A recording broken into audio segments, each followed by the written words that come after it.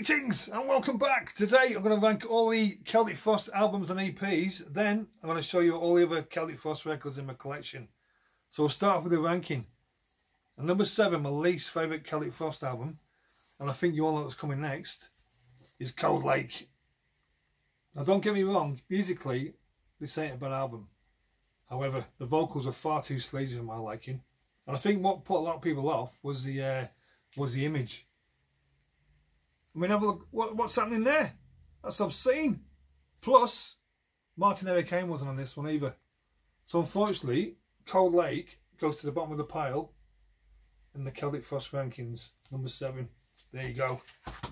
Number 6, and this might be a shock to some people, but this album was a little bit of a disappointment coming off the back of the first album, and that was Into the Pandemonium. Now I'll still play it. I don't mind it. But it's very experimental. To me, it was all over the place, and they opened up with Mexican radio, which I didn't even like the original. But there's the tracks on there. Like I say, I'd never get rid of it. I play it from time to time. I just prefer these other ones over this. It's got to go somewhere. So I'm putting it at number 6, Into the Pandemonium. Number 5, Vanity Nemesis. This is an heavy album. Heavy, heavy, heavy. And fast in parts. There's a song on here called A Kiss or a Whisper, which could have easily fit on the first album. It's got that dual phone feel to it. Then you got The Heart Beneath, Wine in My Hand, The Name of My Bride. There's some absolutely heavy killer tracks on there. So I'm sticking Vanity Nemesis at number 5. So there you go. Number 4, 2006, Celtic Frost came back with a vengeance, but monotheist out. Absolutely superb album. This is a 10th anniversary reissue. I missed out the first time around, but this one's on a crazy double silver vinyl, as you can see there. And there's actually some killer tracks on here, eh? Opens up with Progeny, then you got A Dying God Coming Into Human Flesh. Have a look at the video on YouTube if you've not seen it. Absolutely amazing. Obscured, sends chills down your spine. Then you got Ain, Elohim. Absolutely amazing. Amazing tracks, amazing album. Monotheist. Like, these next two are EPs. I'm going to stick them both together at 2 and 3 because it's hard to separate them. And if you have to put them together, they'd make a full album. And I've got a record in here which has got both of these on. So there you go. Emperor's Return and Morbid Tales. And you got Circle of Tyrants, Morbid Tales on that one.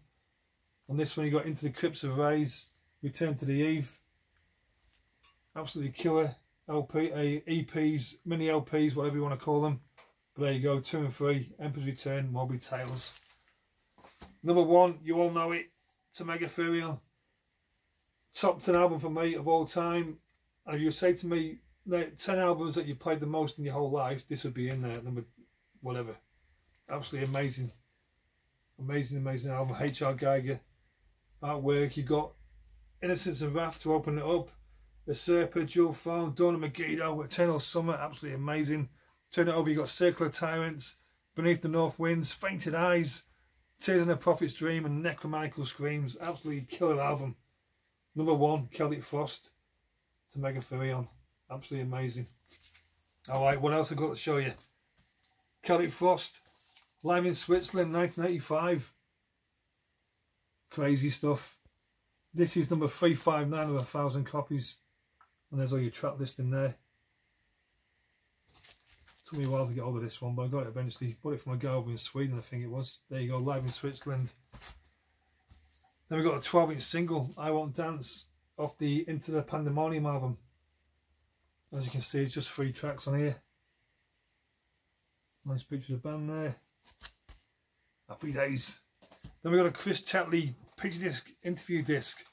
Now Chris Tetley did a lot of interview discs with a lot of different bands, but this one's got 2 live tracks on the first side, Cherry Orchards and Into the Crypts of Rays, and obviously you got the interview on the B side there. So there you go, that's a nice little collectible. Then we got an unofficial Emperor's Return, and like I said, this has got the 2 EPs, Morbid Tales and Emperor's Return, on the same record. Look, it's all there. Amazing, eh? Killer album. And this one's on Have a look at this, you'll like this. It's on a nice red vinyl with the artwork on the label there. Absolutely mint. Then we've got a reissue double vinyl to Megatherion. Heaps of goodies on that one. I've not opened this yet, but I will get around to it. And basically got the original album on there, plus all the EP tracks. It's got to be in there. It's got to be in the collection, eh? Then we got Procreation of the Wicked, which is basically demos from '84. As you can see, there's all the tracks on there. Maybe you can make them out or not. But yeah, demo tracks. Nice little LP. And I've got a promo here. I'm winding my hand from the Vanity Nemesis album. An awesome Celtic Frost collectible there. I bought this on eBay many years ago. About 15, 20 years ago. There you go. Nice little collectible. Then we got Only Demos Are Real picture disc. These are demos from '84, '85. Limited to 300 copies, this album. There's about 12 or 13 tracks on there, eh? Absolutely superb. Only Demos Are Real. Celtic Frost. Then we got Into the Pandemonium picture disc on Earmark Records. Like I said, great artwork. There's all the guys at the bottom there. Superb.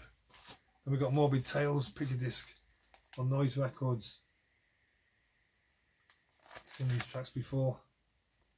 Won't keep you too long. Then we got Tragic Serenades.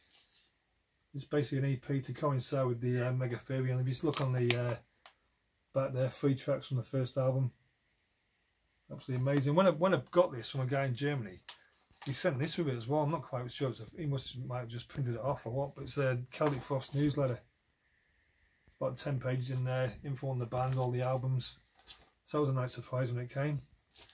Happy days. Then we got to Megatherion picture disc on Earmark Records. Absolutely amazing again. Artwork. That's the back of it. Seen the tracks before. Superb. And finally, the original noise pressing picture disc of Emperor's Return.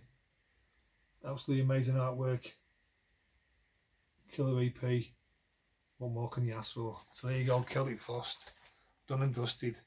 You have a good day, folks. I'll see you next time. Bye for now.